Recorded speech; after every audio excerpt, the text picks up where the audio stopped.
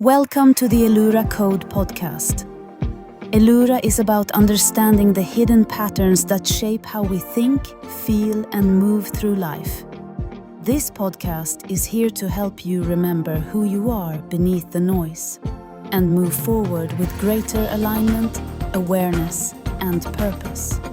Through human design, energy awareness, and deeper self-inquiry, we explore how to recognize conditioning, reconnect with your natural strengths, and create more clarity in the way you live and create. Let us begin, shall we? Okay, go ahead. What's actually hitting you hardest right now? The events themselves or the way they feel to you? So the way my system works, and with many people like me, this is kind of what I'm noticing within the Elura Collective, is that everything feels a lot more intense. And so therefore it gets expressed in a more intense way because, as above, so below, with the law of correspondence. So but I feel like for me that is just really normal, and there is there are a lot of shifts regarding what it is that I'm doing in the world, because the construction of the Elura Code and this Elura project has taken me away from something that I've been doing for more than a third of my life, and it's going to have physical and also energetic changes, which when you're going through that, there's a toll, there's a cost. And so as I go through this transition, both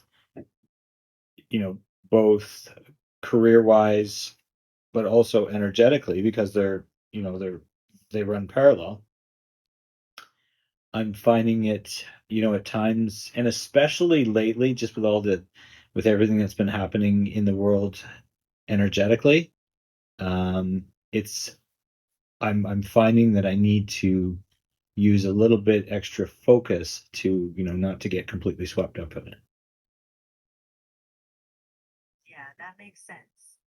When things feel globally noisy and personally intense, focusing is a grounding move, not avoidance. What's one daily cue you use to stay centered? Breath, body signal, or a small routine? I mean, it's really just it's systems. It's a culmination of common sense practices that I do, um, that allow me to stay as grounded as possible. Because in my design, I am not naturally grounded. So, and because the energy is so sensitive, and I have so many open centers in my system, like my entire design side is basically completely wide open. So I'm very susceptible to the things in my environment. So I just have to make sure that I'm doing the basics, right? So I mean, for me, a big one is sleep, exercise, and food. I know it sounds cliche, but eating, having enough calories to allow me to process these energetic changes. And I mean, I could do an entire video just on that. I could probably do an entire video series on energetic shifts in the body that I've experienced. So like last night, for example, and this happens, I go through a period like this maybe once every 3 or 4 years, where I'll tire myself out, I'll go to bed, and I won't be feeling anxious or anything like that. I'll be feeling very grounded, but very alert and freaking wide awake. And so last night I was literally awake all night. I think I may have slept for like an hour, but the night before I slept for like 8 hours. So I just get these, and then earlier this week there was 2 nights in a row where I didn't sleep for 48 hours. But a month ago there was a period of 2 weeks where I probably averaged 8 hours in those 2 weeks, and then it just stops. So it's really weird how my system gets activated. But sometimes it's like a sympathetic spike, and other times it's weird. It's like an activated parasympathetic type of effect, like it was last night, because I didn't feel agitated or jittery, right? Like you'll notice the difference in a big sympathetic spike because you feel agitated and you feel like you can't sit still and you just like really and you can get overwhelmed. So it's very bizarre. So yeah, so eating, exercise, and prioritizing sleep. Now, something else that I've realized is that having gone through these patterns multiple times, like you'll go to bed at whatever 11 o'clock, and then you wake up at 3 in the morning, not only wide awake, but with this aggression running through your body, which seemingly comes out of nowhere. So it's a really odd thing to experience. So I also have a couple of other things which I've practiced for many years now, which is presence. So when something comes up, I can deal with it consciously with either stretching or breath, or like if it's a serious spike, then I may need to go take a shower. There's countless times I've taken a cold shower in the middle of the night just to burn through that stress that my body's dealing with or getting rid of or whatever the case may be, just so that I can get back into a parasympathetic state and I can go back to bed. Right. That's not bizarre. It's your system signaling, sometimes loudly. The basics aren't cliche at all. They're the foundation. If those wobble, everything feels louder.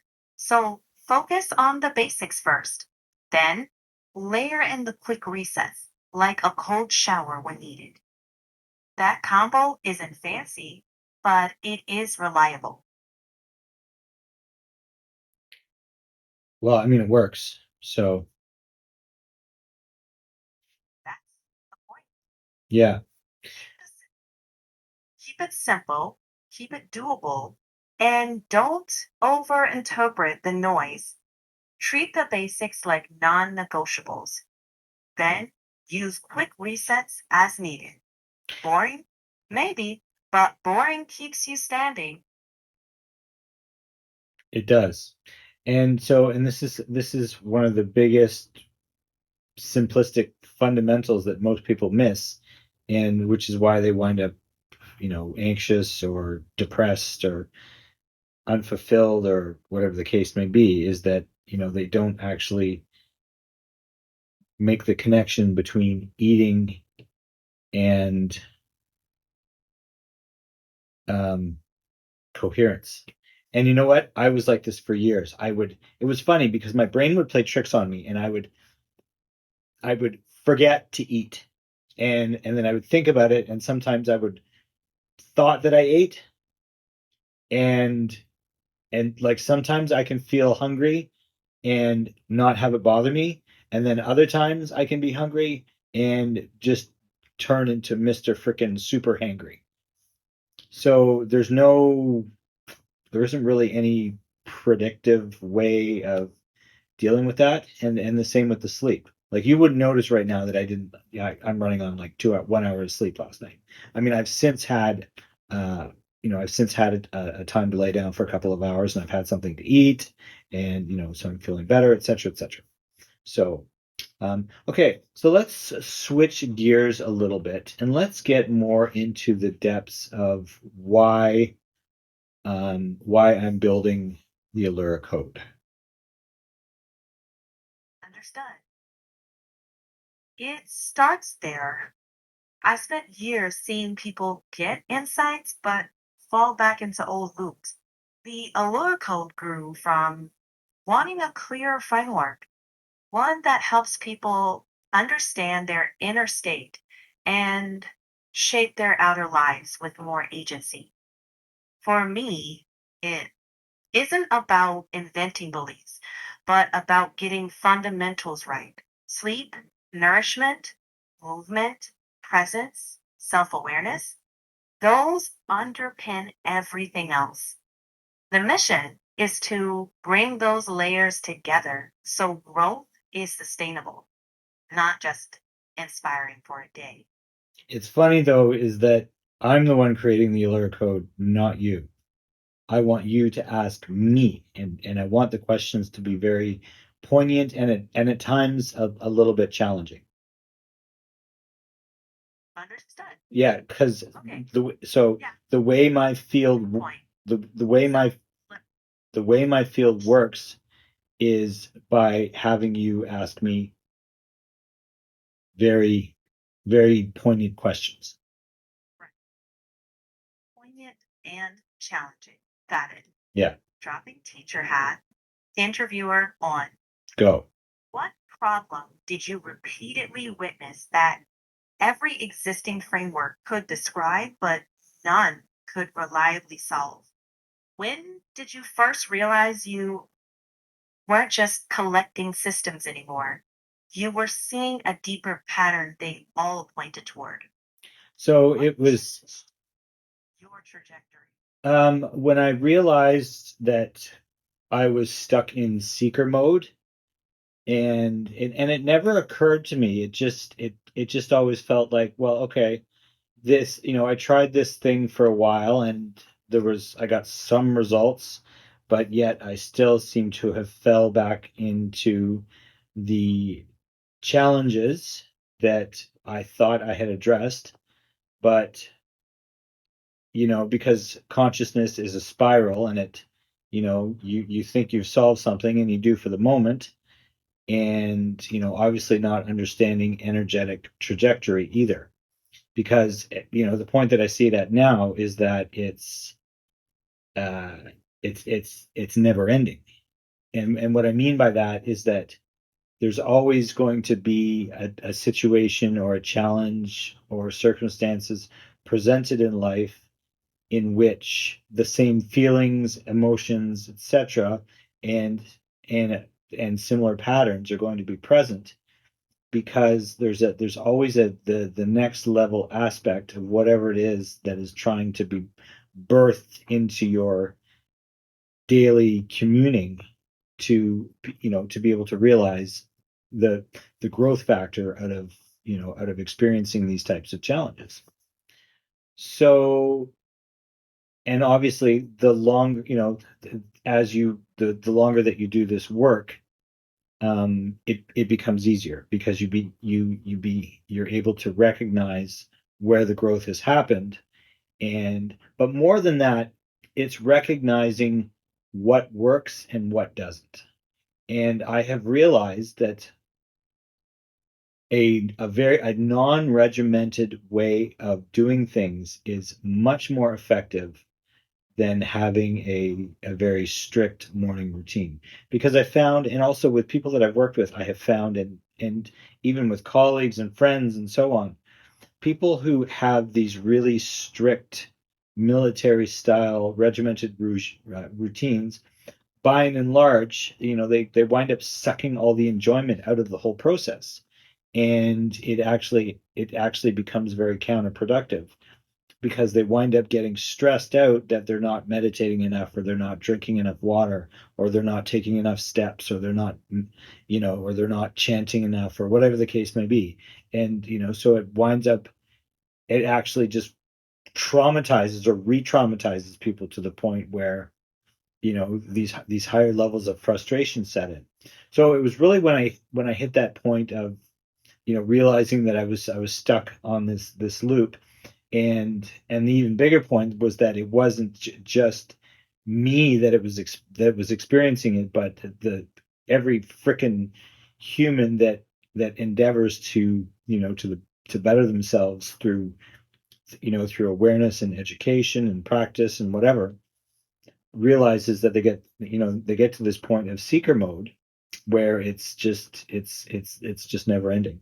And when you're stuck in that, you're always thinking into the future, into the future, into the future, back to the past, into the future, and you never actually ground in your energy in the present moment. And what that winds up doing is it creates a separation from now. And and it creates anxiety because you're not actually living when you're constantly living in past and future. You are living against your own design because your own design is designed to be in the energy now. So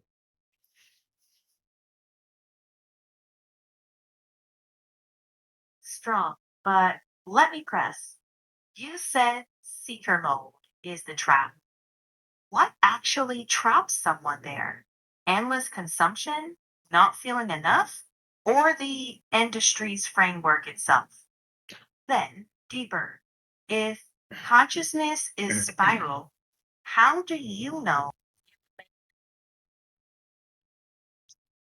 that storytelling? And if this work isn't about eliminating patterns, what's the real objective? What changes in a person that makes recurrence no longer feel like stuckness? And is there any part of you that worries building Allura becomes its own version of not being in the present? uh Yes. What? okay, so no, yeah, so no it doesn't, because I am very aware of being in the present moment, and I'm also very aware of the patterns that I have that I can get stuck in. So, but as far as people go, how you asked, how do you not get stuck in seeker mode, is because, so one of the things that I've noticed and observed was that being able to observe is very foundational to being able to progress, being able to be in a more coherent signal in the present moment on a regular basis. And so in doing so, it allows you to anchor into your body and into the experience that you're having as much as possible, and not getting stuck in past and future, wondering when it's going to end, or wondering if I'm going to have enough money to cover my bills this month, or whatever the case may be. So it really lends itself to developing that inner awareness and recognizing that that, and noticing things that you may have done in the past that didn't serve. And this is about changing patterns. It's about changing behaviors. So, for example, if you were somebody who would, sleep with their phone next to their bed, and check their phone first thing in the morning, and check your phone 100 times a day, and then you add a practice in where you take every couple of hours, you take 10 minutes or 5 minutes, and you just put your phone down, or maybe even put it on silent mode, and just practice observing stillness in your body for a few minutes. And you develop these practices to cultivate what it is that you're wanting to cultivate in order to create that desired state of being, and making that your default setting. So, if someone listening wants to try this, what's one simple step they'd feel is doable today? So Just one. okay, so the Not list. okay, so Sure, the go ahead. okay. One step. Okay, so the easiest thing to do is to be able to bring yourself into the present moment and start to create silence, and or stillness, I should say. And so the way that you can do that is by taking your attention and putting it into your inner body.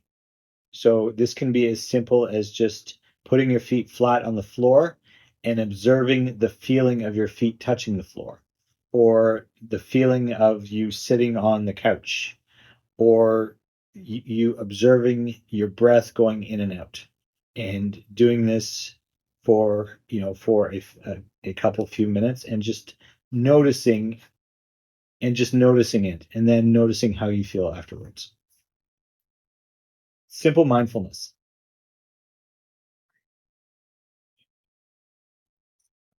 Tolerant towards. That's signal, not nothing. Build from there. One quiet minute, repeated, beats grand rituals. Doable, sustainable, that's the win.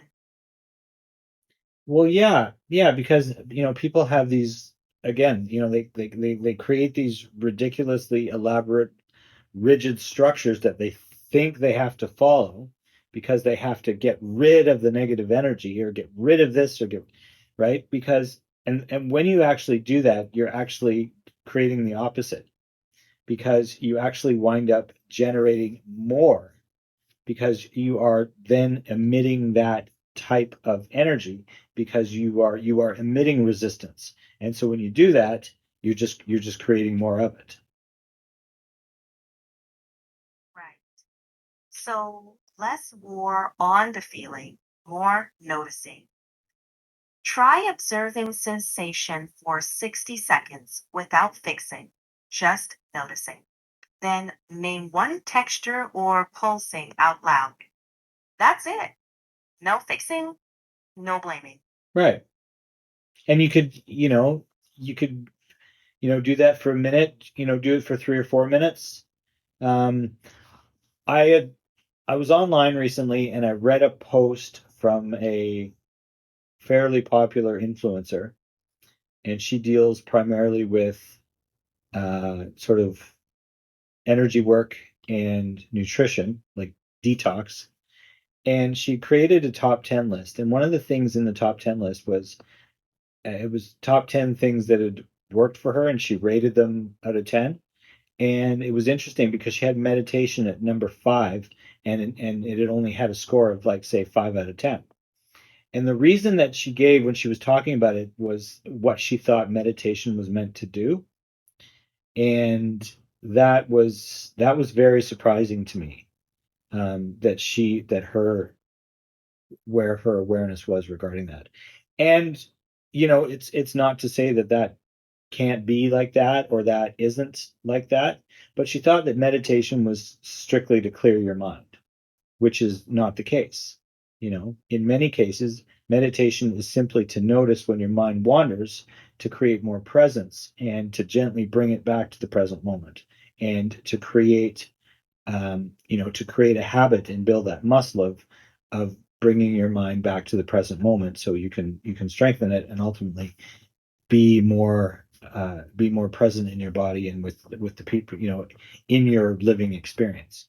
So I thought that was rather, and this is something that I see quite a bit online, where you'll have there'll just be some kind of and it's to nobody's fault. I mean, that's just the level of progression that particular person is, but it's also the level that their audience is at, and the ability to what their audience is able to extrapolate, because the person that they're getting information from is only at like X level. So the trap might be mistaking content for transmission. And yeah, audience level matters. How do you personally filter what's worth keeping versus what's just noise? Trial What's, and trial yeah, and trial and error.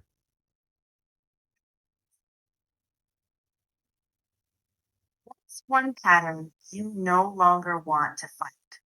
Just acknowledge when it appears.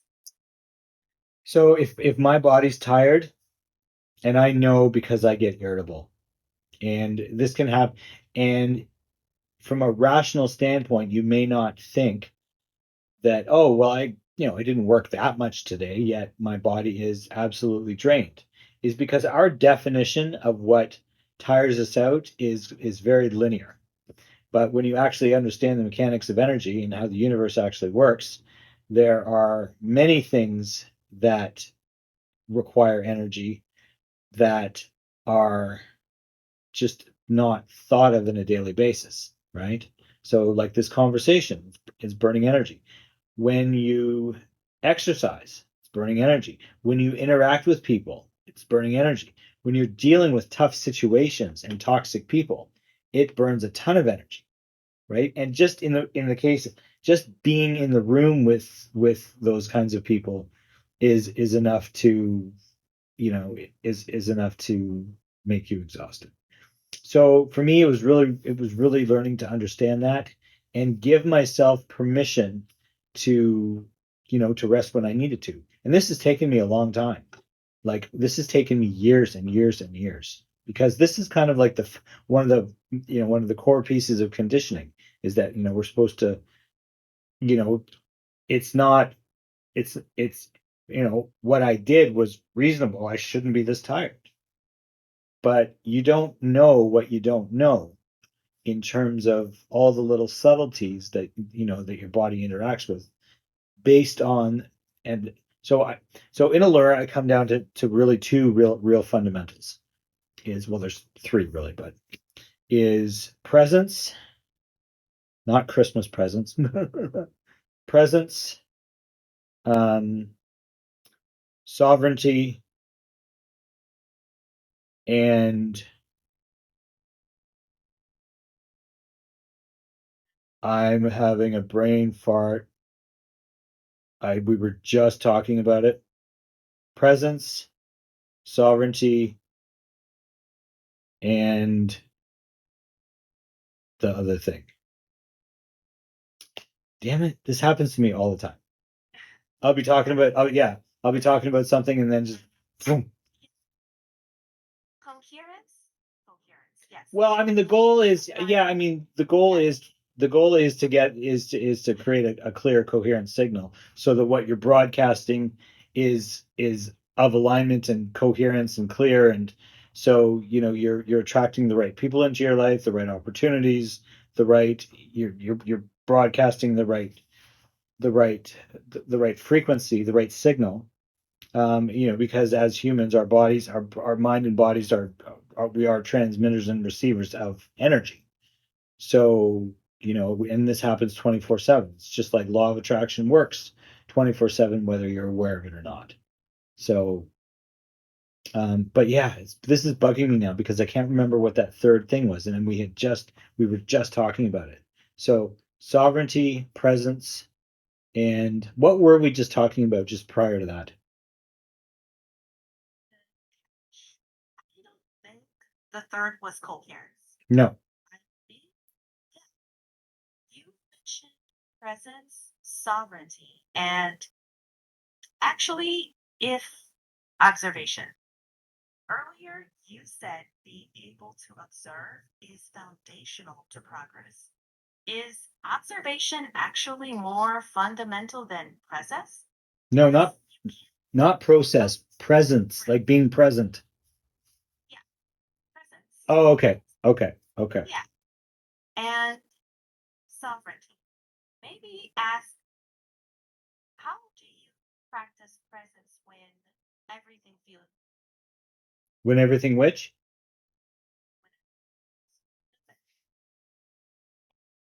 Um, well, my awareness.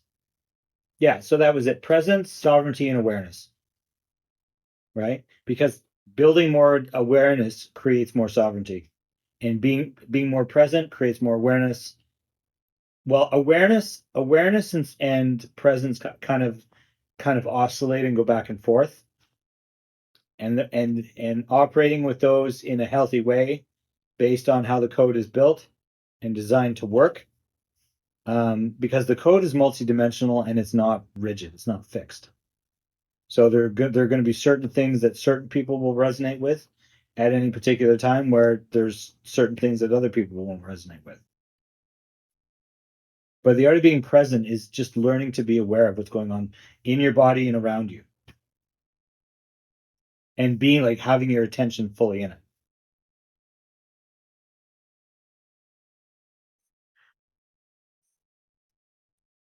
like,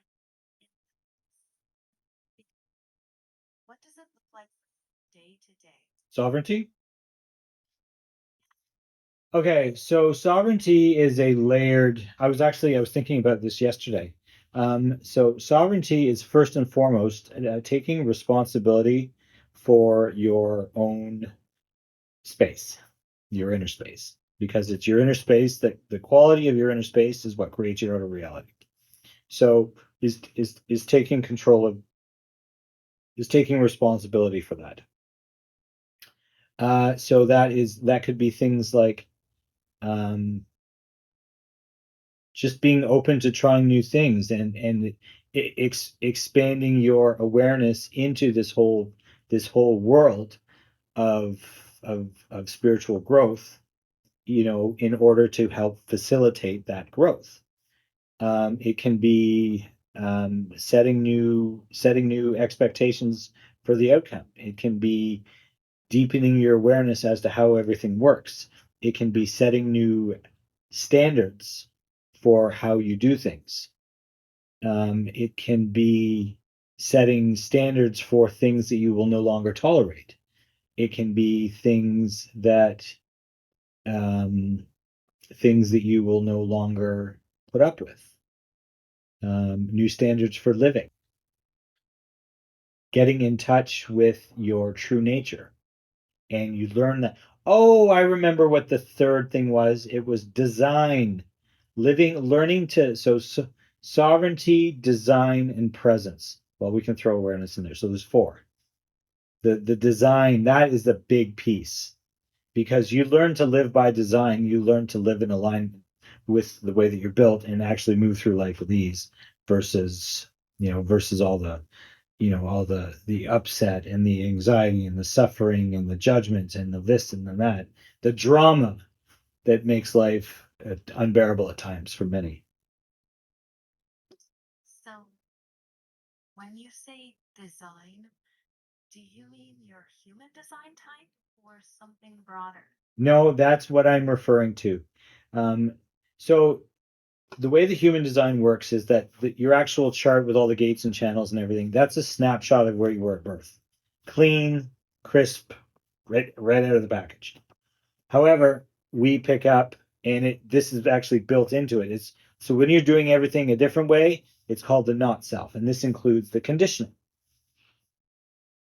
So it all gets layered in there. So when you do things that are against your design, you will get results like that. They can work for a while, but there's a point in your energetic development where it will say no longer, and your energy will literally cut off any type of um, any type of circumstances that will not that will that will not serve that. I'll give you an example, and I could give thousands of examples for this. Like, I mean, my life has been like a walking book of chaos. But so just last fall, so I really started hunkering down and building Elura last year, or like early last year. And yeah, I mean, it's taken me a while because I've had to move in stages and in steps, but so while still working in real estate. And then suddenly last fall, like things started to there was a few things that was going on. But the universe just kind of pulled the plug on my income source. And I noticed really quickly that there was going to be some challenges down the road, like within a couple of months. And I recognized that, so I had to make some changes really, really fucking fast in order for that to not send me into any sort of a spiral like I dealt with in the past. So it's kind of like I actually talked about this in the last episode as well, about the whole knocking you on the shoulder. So sometimes it'll give you a little bit of grace, but it's also going to be, the way these things work for everybody. It's going to be different for different people depending on what their energetic dynamic is. And once you understand how your energy works, it makes life a fuck of a lot easier, because you're not punishing yourself for doing things in a certain way because you've been programmed to think that it's bad to to do XYZ, when actually you're actually built that way. And when you actually do it that way, you actually get much more pleasure, enjoyment, and alignment. You're much more energized, and you're just far more ready to take on the world. So, what helped you personally most when that income flow cut off? Like one thing that grounded It is my resilience that I have built capacity for over years, because it isn't the first time that I've had the financial flow dry up. I mean, it's happened countless of times, and one day I'll tell the whole story of that. But for now, it is it has very much been a very and this is part of my deeper um, mission, I guess, if you want to call it, tabling, uh, tabling deep emotional challenges with finance. And and so this is one of the reasons why I'm building this code. you. So, is the aim to give people tools before the floor drops out or after? No, it's I mean, it's the goal is to give people the understanding, the depth of knowledge, and the frequency that they can step into, because this is all happening on the energetic level. This is all happening on the quantum level, where we're rearranging the quantum broadcast. So when detox, when we energetically detox our system and rearrange it to produce coherent signals, this is when we start to experience more joy, when we start to experience more more confidence, more connectedness, etc. And this is, I mean, this is biology. This is biology, chemistry, and energetics as well.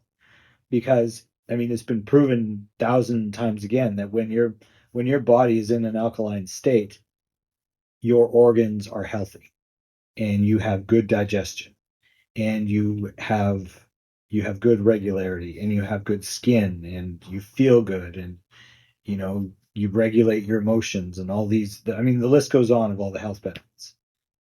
But when our energy is dysregulated, I mean, a lot of people nowadays are focusing on nervous system dysregulation, and the somatic aspect of that is very integral to this work.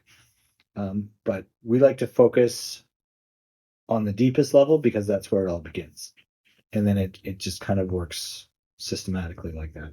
So what we do is we're actually building systems for people. So maybe you'll have a body of wisdom, and then you'll have a number of practices that go with that wisdom, and it's then up to the individual to resonate with what they resonate with, and then just go from there. So no two people's path, even under the same umbrella with the code, is going to look the same. I mean, the information is going to be the same, but what information they need and resonate with, correlated with the practices that they need, is going to be very different, because everyone's signal is different. We are as unique as every freaking grain of sand on the earth. So it was necessary to create something that wasn't one size fits all. And if someone's listening and they are new to all this, what's one doorway they'd actually try? What? Like, Like, what do you mean? well, if they're overwhelmed, do they start with a daily teaching, a quick scan session, or something purely free to begin? It really depends on the person. If I mean, some people are gonna be a lot more open and trusting right off the bat, and some people are going to be a little bit more skeptical. So I mean, there's going to be a trust curve for people who are consuming content, especially if they're starting from the beginning. Um, I mean, while I still do work with people who are new to this work, I tend to focus more on people who have, they've tried X, Y, Z, and they're at the sick and tired, but they haven't quite realized that they're still stuck in seeker mode. And so, when you come in and you talk to them and you kind of get a sense, you get a sense of what's happening in their system and in their life, and then, and then you can structure things accordingly. So the doorway, it is whatever they can stay with consistently, not the flashiest option. No, yeah, because we need to build a foundation. And that's why there's different aspects of it. So like one of the things is going to be the information that you take in. So a big proponent is listening to audios and reading books. So that's why I'm creating this content so people can consume it. It's not about learning. It's not necessarily just about learning knowledge. It's about being in the energy that knowledge is providing. And this is the piece that most people miss. It's not as, this is one of the quote success secrets that quote unquote success, the successful elite or the secret societies or whatever they won't tell you. But, put on some Mozart. Listen to Mozart for 10 minutes. It synchronizes your brain. Then you're a totally different person. Because then you connect both brains, and now you have access to the right hemisphere, which is the gateway to the heart. And that's where you can really start to unlock not only the potential that's there, but you can get past all the anxiety and all that stuff, because that's usually stuck in left brain, because left brain is the gatekeeper, and you can access that deeper part of the mind in the right brain to really start shifting, that energy. Because at the end of the day, like a very established negative pattern is just that. It's just a series of thoughts that are very, very emotionally charged. And so if you can start to break up that energy, without doing 1,000 affirmations, then that pattern is gonna substantially be reduced in its hold on you. Because after over time, you're not gonna feel nearly as compelled to do the thing, and you're not gonna get as strong a trigger, right? And then with supporting it with listening and reading the information and learning to be around people and environments that promote what it is you're actually trying to do, which is spiritual growth, and learning the correct information, you're going to completely brainwash yourself into learning how to be in alignment, how to be successful, how to be coherent, right? Because it's bringing the mind and body together. Most people spend their whole freaking life here, and they wonder why, their perceptions of what's happening versus what's actually happening behind the scenes are two very different things. So it's really about embodiment, not just concepts. If someone wanted to try that today, what one somatic step would you give them? So it would depend on what they wanted to do. So if they're looking to create something, is is what we want to do is we want to start to anchor it in the body. But if somebody's in a state, I mean, most people they're running on a very low level of discomfort, generally speaking. When they're out with their friends or at work or whatever. But then it can become more acute in situations now, but then there are some people who are just naturally depressed or grouchy or whatever all the time. So it depends on the person's state of receivership. But let's say that the person has got a reasonable level of receivership. So what you want to do is you first want to get them thinking about what they want. And when they start to think about what they want, it starts to create emotions in the body. And so, because, the core thing about creating things in our life is about being able to feel it first before it actually appears. So you create that feeling first, and there's 1,000 techniques on how to do that. There's no one right or wrong way. I find and tend to think that, like, for me, movement is huge because our bodies were made to move. But if it's something that you can really feel that you can get behind, or you can get excited about and really feel that, and then be able to bring the feeling back, maybe not to the same degree, but at least be able to bring it back on command at a later moment, and then you practice that enough, it's eventually going to um, it's eventually going to come to fruition. So here's an example. So say you want to get in shape, and you've had 10 years of being out of shape, and you've been overweight and lack of energy and depressed and the whole bit. And you get to that that that fulcrum point, and you're just fed up.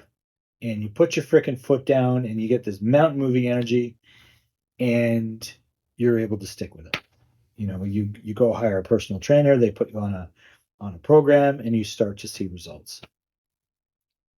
If you stick to the program, it's not a question of if you will succeed. It's just a question of to what degree and how fast. And yeah, It's pretty deep for you.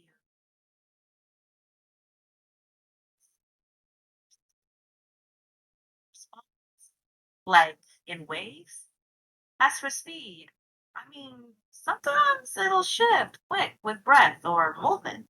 Sometimes it's slow burn, like days. What do you notice first? well, again, just getting back to the example of exercise. With exercise, you get immediate benefit right away because you're exercising the body, and you're oxygenating the body, and you get that endorphin release. So when you go for a workout and you're done, you feel great. So you get that right off the bat, and that's why exercise is why finding like a really good regimen of exercise for you is important. It's very foundational to this work. Um, yeah. Would you say that's the anchor point for you? Like the one non-negotiable? Oh, I've got many non-negotiables, but exercise is absolutely, Okay. yeah. And specifically weightlifting. Yeah, heavy.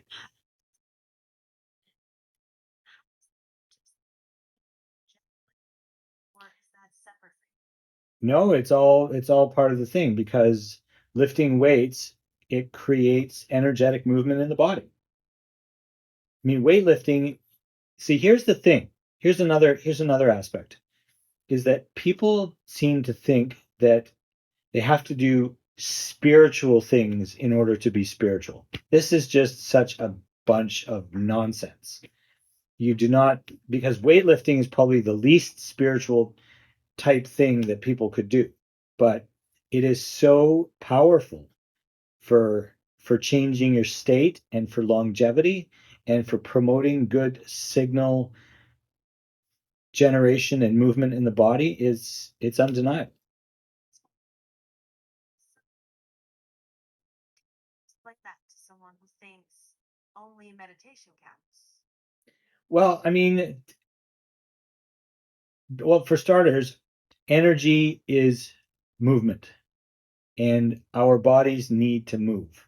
And I mean, you can move the breath, you can move energy with breath. Um, but when you mix it with movement, it's like 10xing it. Right. So movement amplifies. Oh, That's the huge. right? Got it. So what's the first move you tell someone to try today? Just if they're already doing some kind of movement, whether they're doing Pilates, yoga, spin classes, whatever, jogging, it doesn't really matter. Just keep doing it. But now you're going to do it with intention, as opposed to just doing it. See, as an example, and this is something I learned from Schwarzenegger, because he always said, you've got to be the muscle. And so what he means by that is creating a connection, a conscious connection between the mind and the body. And what and I've so this builds awareness. This also builds um, like a connection with the body.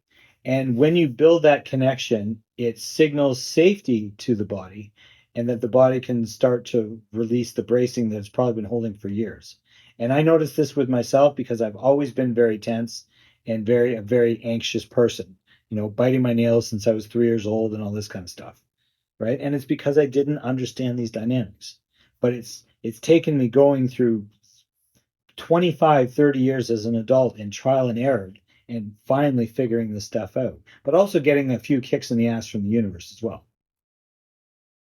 Yeah. So maybe the key is noticing tension first, then breathing into it. I mean, that's one way, but I mean, you're just gonna notice that you feel off, and whether it's going to be breath that helps, or whether you need to go to the gym, or whatever the case may be. But when you're doing this on a regular basis, these types of things, they don't even enter your consciousness, because you're doing it 4 or 5 times a week, so your baseline is already much higher. Baseline. That makes sense. Less crisis management, more maintenance. Does Yeah. that track? Yeah. I mean, once you finally get out of crisis mode, I mean, it's taken me years. Like, I've literally been in some degree of crisis mode for like the last 7 years. That's a while. You What have tells you? What tells you you're out of crisis mode? Like, what's the signal that feels clearest? Well, you start to feel more grounded more often, but you also start to see things, you see things shifting in your external reality as well. More steadiness inside and changes outside. Well, I mean, it starts inside, so you're gonna feel more grounded. You're gonna feel more connected. You're gonna be having better conversations. Just gonna be feeling better.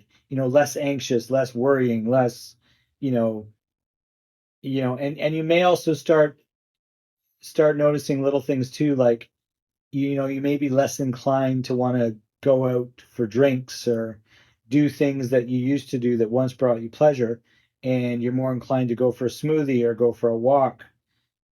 These are all signs that your energy is changing. What are you reaching for? Are you reaching for a scotch, or are you reaching for a juice? So shift shows up in small choices and how your body votes each day. Yeah, I mean, these are conscious choices, but they also arise from a deeper place because we are actually paying attention to our energy and giving it the care and the nurturing that it actually needs, so that it can flow freely.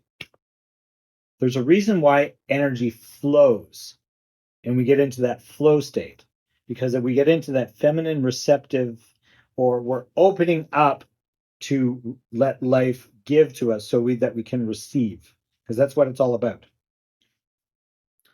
That's what that state is all about, is being able to receive the blessings that we are wanting for our lives. Let's force it. Oh, yeah.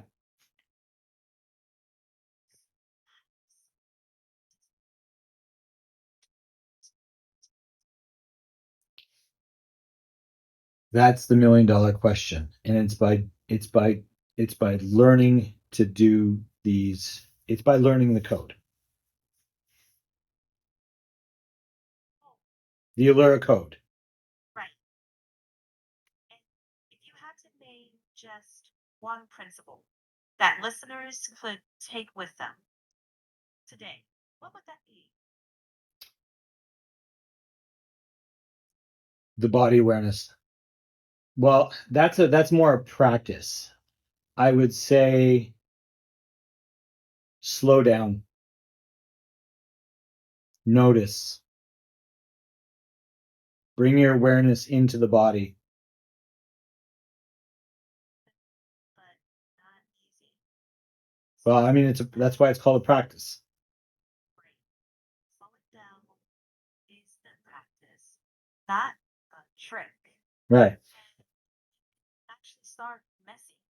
Doesn't need to be a perfect ritual. No, I mean, you can make it a ritual if you want, if it's going to help you get into the spirit of doing this and you want to feel more spiritual and you want to create an identity out of it that helps you get into that state, then that's fine.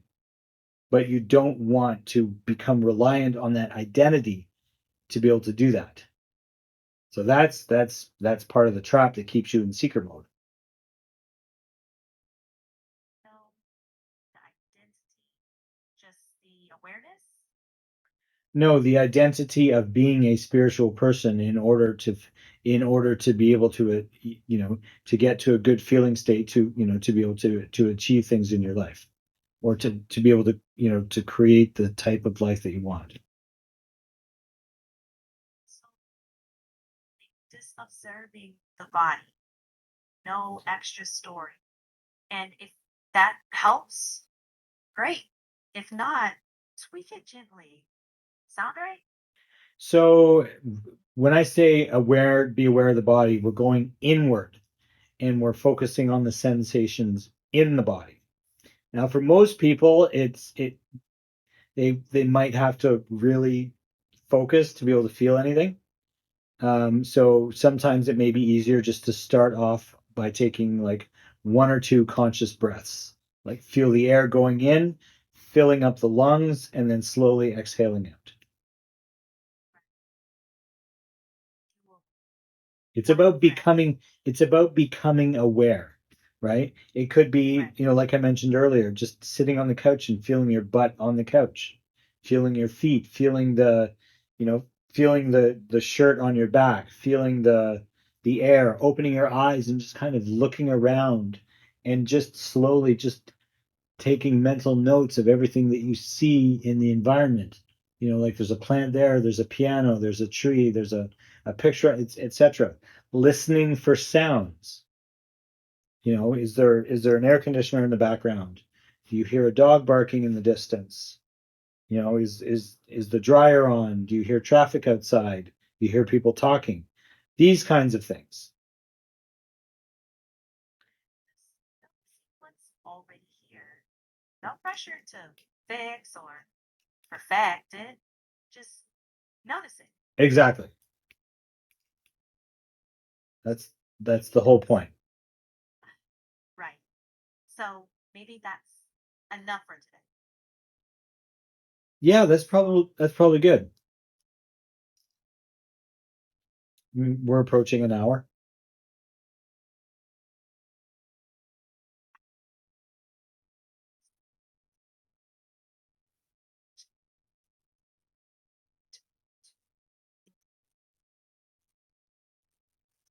And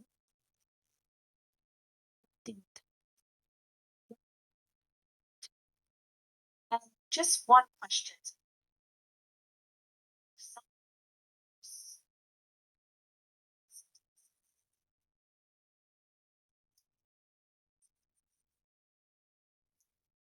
A phrase with those fundamentals.